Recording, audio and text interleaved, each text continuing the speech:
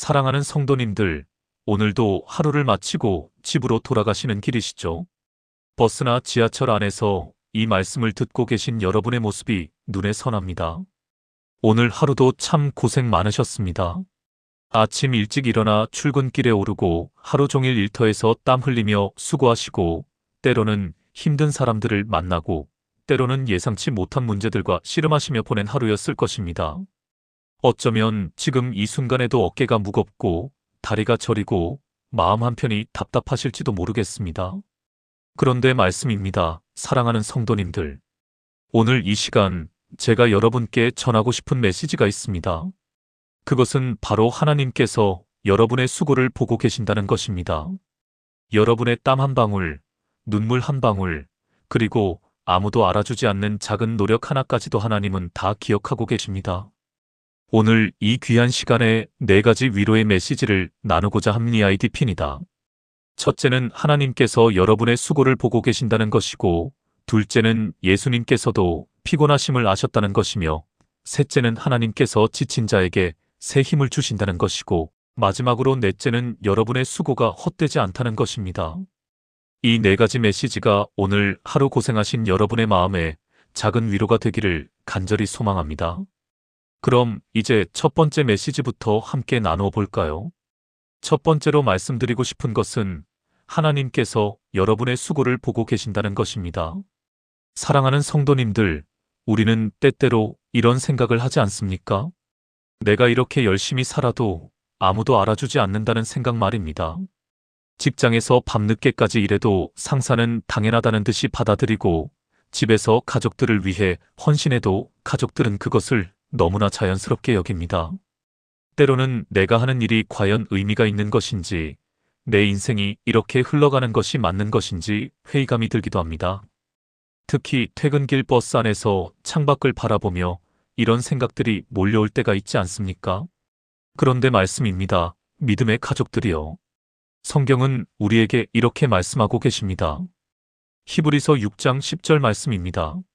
히브리서 6장 10절 하나님이 불의하지 아니하사 너희 행위와 그의 이름을 위하여 나타낸 사랑으로 이미 성부를 섬긴 것과 이제도 섬기고 있는 것을 잊어버리지 아니하시느니라. 이 얼마나 감동적인 말씀입니까? 하나님은 불의하지 않으신 분이십니다. 여러분의 수고를, 여러분의 노력을, 여러분의 헌신을 결코 잊어버리지 않으신다는 것입니다.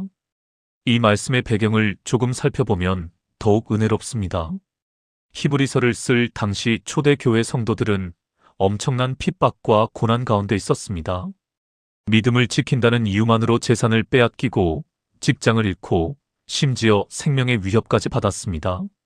그들은 날마다 두려움 속에서 살아가면서도 서로를 돕고 격려하며 믿음을 지켰습니다. 그런데 세월이 흐르면서 점점 지쳐갔습니다. 이렇게 힘들게 사는 것이 과연 의미가 있는 것인지, 하나님은 정말 우리를 보고 계신 것인지 의심이 들기 시작했습니다. 바로 그때 히브리서 기자는 이 놀라운 말씀을 전한 것입니다. 하나님은 여러분의 수고를 잊지 않으신다고 말입니다.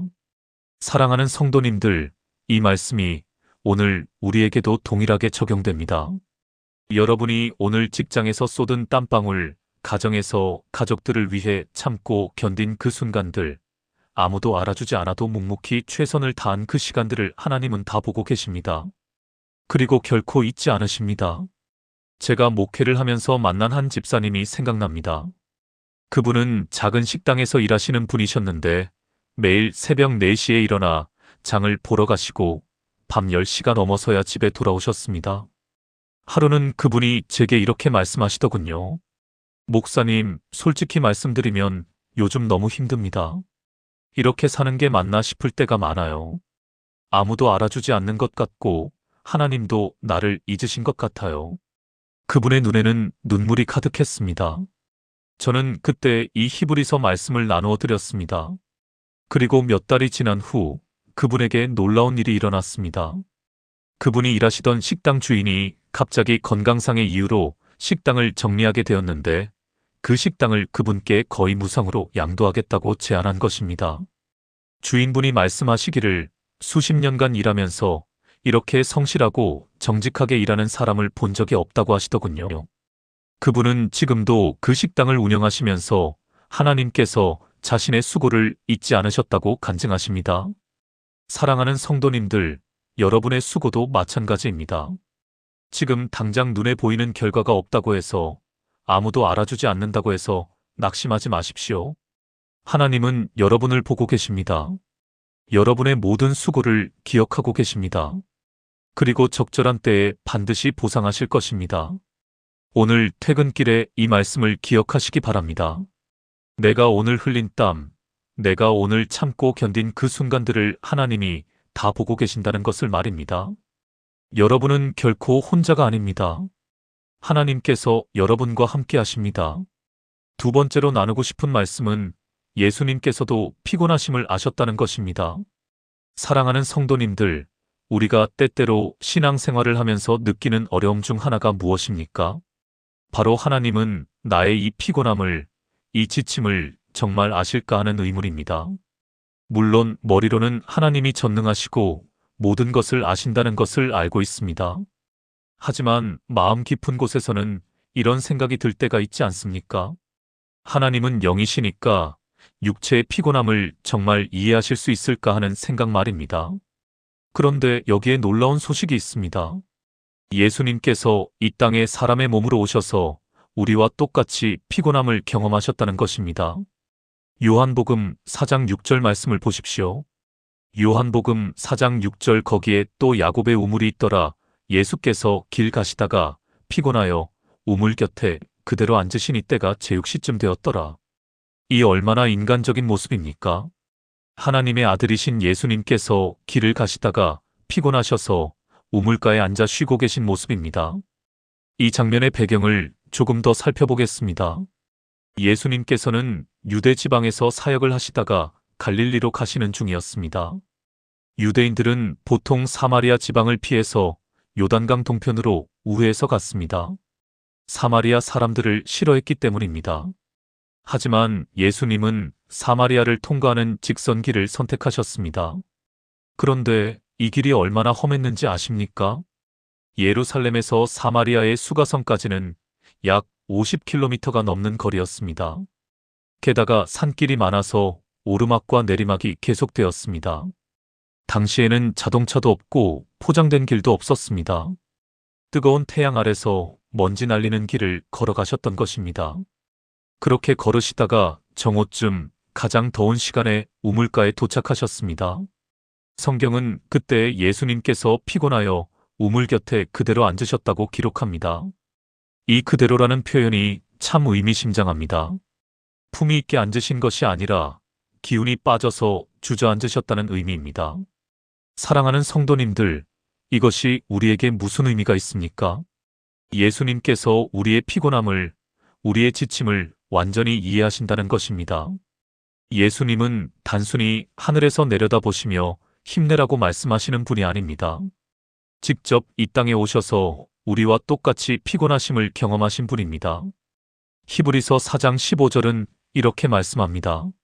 히브리서 4장 15절 우리에게 있는 대제사장은 우리의 연약함을 동정하지 못하실 리가 아니요 모든 일에 우리와 똑같이 시험을 받으신 이로되 죄는 없으시니라. 예수님께서 우리의 연약함을 동정하신다는 것입니다. 이 동정하다라는 단어의 원어는 심파테오인데 여기서 영어의 심퍼시가 나왔습니다. 함께 느끼다, 함께 경험하다는 의미입니다. 예수님은 단순히 우리를 불쌍히 여기시는 것이 아니라 우리의 그 피곤함을 함께 느끼시고 경험하셨던 분이라는 것입니다. 제가 목회하면서 만난 한 청년이 있었습니다. 그 청년은 건설 현장에서 일했는데 여름 한낮에 뜨거운 태양 아래서 일하는 것이 정말 힘들다고 했습니다. 하루는 너무 힘들어서 쉬는 시간에 그늘에 앉아 기도했다고 합니다. 주님, 제가 이렇게 힘든 것을 아시나요? 그런데 그때 바로 이 요한복음 4장 6절 말씀이 생각났다고 합니다. 예수님께서도 피곤하셔서 우물가에 앉으셨다는 말씀 말입니다. 그 순간 그 청년은 눈물이 났다고 합니다. 아, 예수님도 나처럼 피곤하셨구나.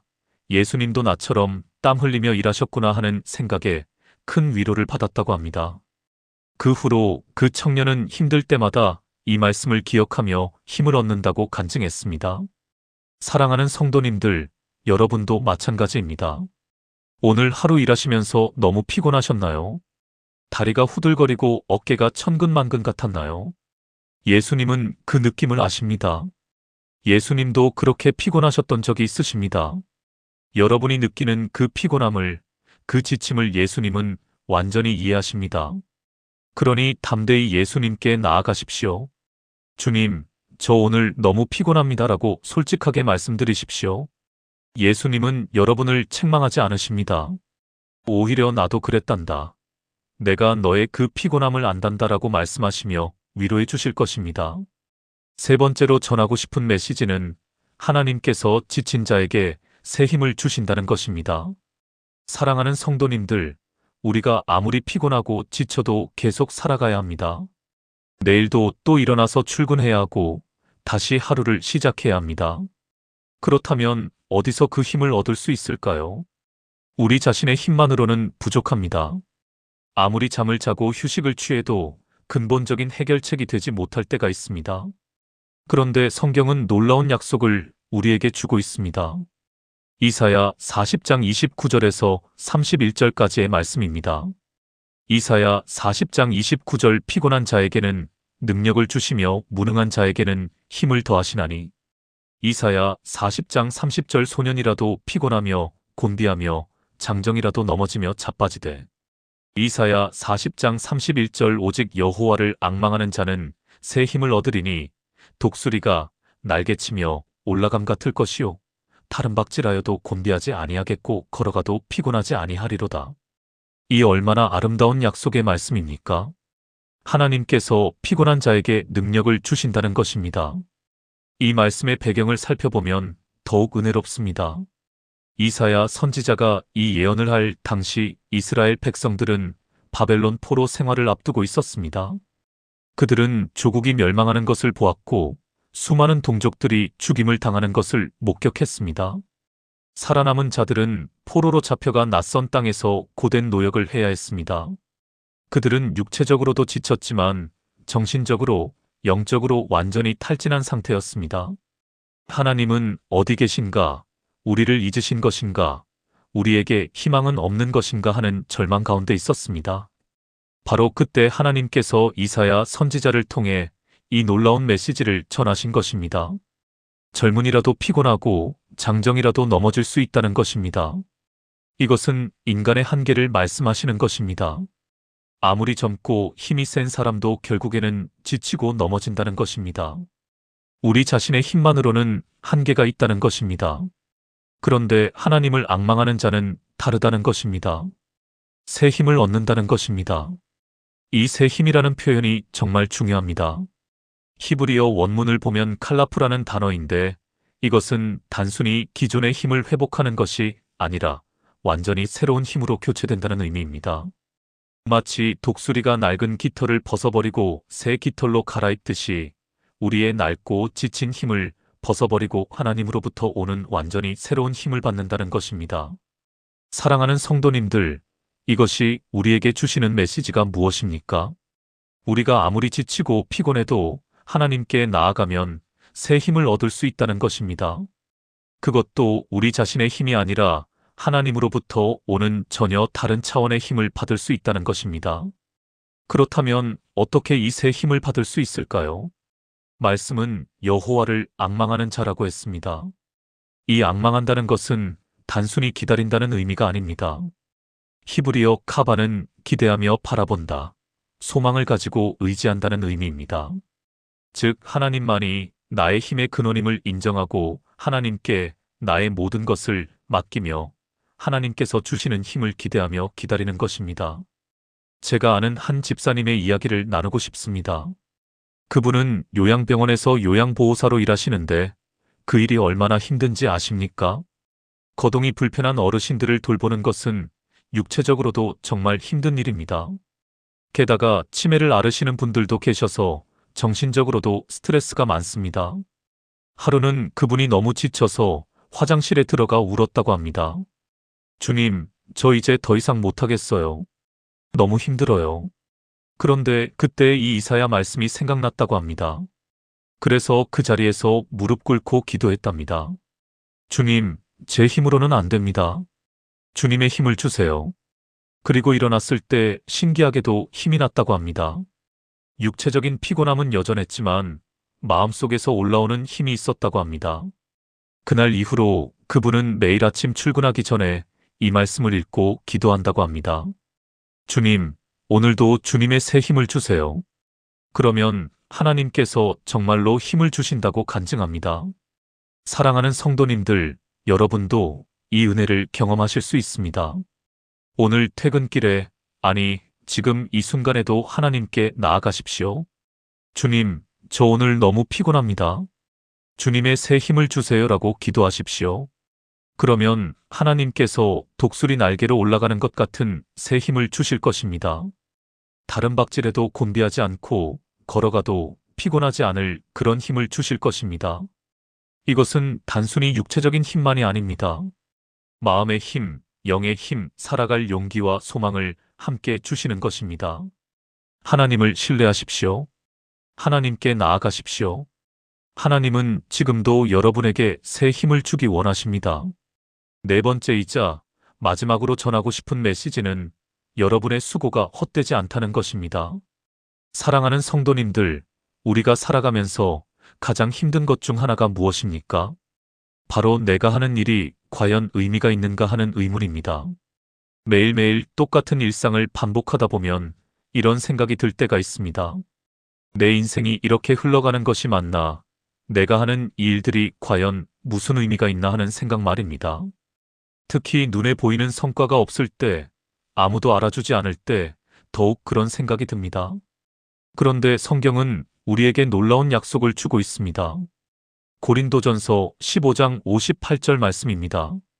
고린도전서 15장 58절 그러므로 내 사랑하는 형제들아 견고하며 흔들리지 말고 항상 주의 일에 더욱 힘쓰는 자들이 되라. 이는 너희 수고가 주 안에서 헛되지 않은 줄 알미라. 너희 수고가 주 안에서 헛되지 않다. 이 얼마나 확실한 약속입니까? 우리의 수고가 절대로 헛되지 않다는 것입니다. 이 말씀의 맥락을 살펴보겠습니다. 고린도전서 15장은 부활에 관한 장입니다. 사도 바울은 이 장에서 예수님의 부활과 우리의 부활에 대해 길게 설명합니다. 그런데 당시 고린도 교회에는 부활을 믿지 않는 사람들이 있었습니다. 그들은 이렇게 생각했습니다. 부활이 없다면, 죽으면 끝이라면 그냥 오늘 먹고 마시며 즐기다가 죽는 것이 낫지 않은가. 이것은 오늘날에도 많은 사람들이 가지고 있는 생각입니다. 어차피 죽으면 끝인데 뭐하러 열심히 살고, 뭐하러 선하게 살고, 뭐하러 고생하면서 사느냐는 것입니다. 사도 바울은 이런 생각에 대해 강력하게 반박합니다. 부활이 있다는 것입니다. 영원한 생명이 있다는 것입니다. 그리고 바로 그렇기 때문에 우리의 수고가 헛되지 않다는 것입니다. 사랑하는 성도님들, 이것이 우리에게 주는 메시지가 무엇입니까? 우리가 오늘 하루 땀 흘려 일한 것이 결코 헛되지 않다는 것입니다. 비록 지금 당장 눈에 보이는 결과가 없어도, 아무도 알아주지 않아도 우리의 모든 수고는 하나님 앞에 기록되어 있고 언젠가 반드시 보상받을 것이라는 것입니다. 요한계시록 14장 13절은 이렇게 말씀합니다. 요한계시록 14장 13절 또 내가 들으니 하늘에서 음성이 나서 이르되 기록하라. 지금 이후로 주 안에서 죽는 자들은 복이 있도다. 하심의 성령이 이르시되 그러하다 그들이 수고를 그치고 쉬리니 이는 그들의 행한 일이 따름이라 하시더라. 우리의 행한 일이 따른다는 것입니다. 우리가 이 땅에서 주님을 위해, 이웃을 위해, 가족을 위해 수고한 모든 것들이 우리를 따라간다는 것입니다. 그리고 하늘에서 보상을 받는다는 것입니다. 저는 목회하면서 많은 분들의 임종을 지켜봤습니다. 그 중에 한 권사님이 기억납니다. 그분은 평생을 가난하게 사셨습니다. 남편을 일찍 여의고 혼자서 자녀 셋을 키우셨는데 청소 일을 하며 생계를 이어가셨습니다. 그런데 그분은 아무리 힘들어도 주일 예배는 빠지지 않으셨고 11조도 꼬박꼬박 드리셨으며 교회에서 꾸준히 일을 도맡아 하셨습니다. 주변 사람들은 그분을 보며 안타까워했습니다. 그렇게 힘들게 사시면서 교회에 그렇게까지 헌신할 필요가 있나요? 라고 말하는 사람들도 있었습니다. 그런데 그분이 돌아가시기 전날 병상에서 제게 이렇게 말씀하셨습니다. 목사님, 저는 이 세상에서는 가난하게 살았지만 후회하지 않아요. 하나님을 섬기는 것이 즐거웠고 교회를 위해 일하는 것이 기쁨이었어요. 곧 하늘에 가면 주님께서 수고했다고 말씀해 주실 것 같아요. 그리고 그 다음날 평안히 주님 품에 안기셨습니다. 장례식에서 그분의 자녀들이 간증했습니다. 어머니께서 평생 보여주신 믿음의 모습이 자신들의 인생에 가장 큰 유산이 되었다고 말입니다. 그분의 수고는 결코 헛되지 않았습니다.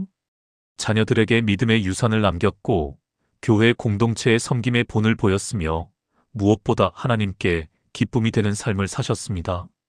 사랑하는 성도님들, 여러분의 수고도 마찬가지입니다. 오늘 여러분이 직장에서 정직하게 일한 것, 가정에서 가족들을 섬긴 것, 교회에서 봉사한 것, 이웃을 도운 것, 이 모든 것이 결코 헛되지 않습니다. 비록 지금 당장 보상이 없는 것처럼 보여도 아무도 알아주지 않는 것처럼 느껴져도 하나님은 다 보고 계시고 기록하고 계십니다. 갈라디아서 6장 9절 말씀입니다. 갈라디아서 6장 9절 우리가 선을 행하되 낙심하지 말지니 포기하지 아니하면 때가 이름에 거두리라. 때가 이르면 반드시 거둔다는 것입니다. 우리의 수고에 대한 열매를 반드시 보게 된다는 것입니다. 그러니 낙심하지 마십시오. 포기하지 마십시오. 여러분이 오늘 하루 수고한 그 모든 것들이 하나님 앞에 귀한 향기로 올라가고 있습니다. 그리고 적절한 때에 반드시 보상이 있을 것입니다. 혹시 지금 이 말씀을 들으시면서 이런 생각을 하시는 분이 계실지도 모르겠습니다. 그래도 너무 힘듭니다. 언제까지 이렇게 살아야 할까요? 그 마음을 충분히 이해합니다. 정말 힘드시죠? 그런데 한 가지만 기억하십시오. 우리는 혼자가 아니라는 것입니다. 예수님께서 우리와 함께 하신다는 것입니다. 마태복음 28장 20절에서 예수님은 이렇게 약속하셨습니다. 마태복음 28장 20절 내가 세상 끝날까지 너희와 항상 함께 있으리라. 예수님이 우리와 함께 계십니다. 우리의 무거운 짐을 함께 지어주십니다. 마태복음 11장 28절에서 예수님은 이렇게 말씀하십니다. 마태복음 11장 28절 수고하고 무거운 짐진 자들아 다 내게로 오라 내가 너희를 쉬게 하리라. 예수님께로 나아가십시오. 여러분의 무거운 짐을 예수님께 맡기십시오. 예수님께서 여러분을 쉬게 하실 것입니다. 그리고 계속 걸어갈 힘을 주실 것입니다. 사랑하는 성도님들, 이제 오늘 나눈 4가지 메시지를 정리하며 마무리하고자 합니다. 첫째, 하나님께서 여러분의 수고를 보고 계시다는 것을 기억하십시오. 여러분이 오늘 흘린 땀 한 방울, 참고 견딘 그 순간들을 하나님은 다 보고 계시고 기억하고 계십니다. 둘째, 예수님께서도 피곤하심을 아셨다는 것을 기억하십시오. 예수님은 여러분의 그 지침을, 그 피곤함을 완전히 이해하십니다. 그러니 담대히 예수님께 나아가 위로를 받으십시오. 셋째, 하나님께서 지친 자에게 새 힘을 주신다는 것을 기억하십시오. 여러분 자신의 힘으로는 한계가 있지만 하나님께 나아가면 독수리가 날개치며 올라가는 것 같은 새 힘을 받을 수 있습니다. 넷째, 여러분의 수고가 헛되지 않다는 것을 기억하십시오.